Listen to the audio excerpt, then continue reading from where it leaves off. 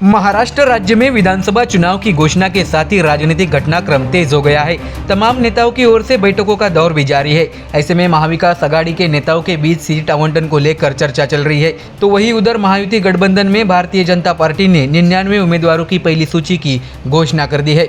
दर्शकों, आपको बता दें कि महाविकास आघाड़ी के उम्मीदवारों की सूची मंगलवार को घोषित होने की संभावना है। साथ ही शिवसेना शिंदे गुट और एनसीपी अजित पवार के उम्मीदवारों की सूची भी मंगलवार को घोषित हो सकती है।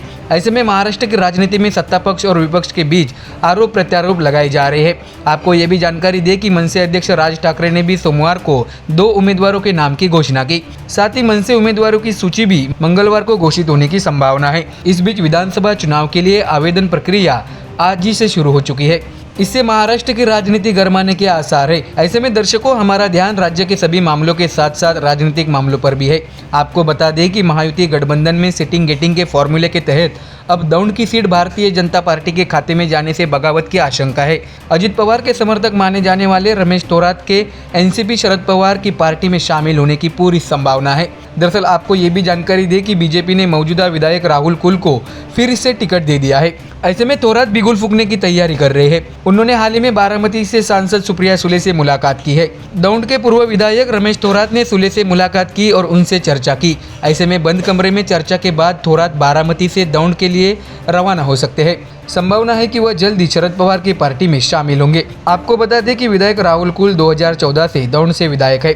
वह 2014 में राष्ट्रीय समाज पार्टी के टिकट पर और 2019 में भारतीय जनता पार्टी के टिकट पर चुने गए। ऐसे में अब वह हैट्रिक बनाने के लिए कोशिश में है। तो वही थोरात ने सुले से चर्चा करने से पहले कहा था कि वह विधानसभा के लिए चुनाव लड़ने के लिए इच्छुक है और इसके लिए वह 1 महीने के लिए दौंड तालुका के गांव में गए और जनता की राय ली। उन्होंने बताया कि मुझे पता था कि दौंड की सीट बीजेपी को मिलेगी, इसलिए मैंने मतदाताओं से पूछा कि क्या करना है। इस पर लोगों ने कहा है कि तुतारी को पहली प्राथमिकता दो, नहीं तो निर्दलीय चुनाव लड़ो।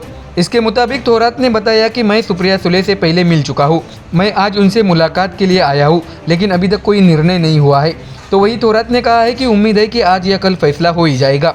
ऐसे में दर्शकों, थोरात के साथ बैठक के बाद बोलते हुए सुप्रिया सुले ने उनके परिवार के साथ उनके संबंधों का हवाला दिया। सुप्रिया सुले ने कहा है कि हम पिछले 5 दशकों से दौंड के थोरात परिवार से जुड़े हुए हैं।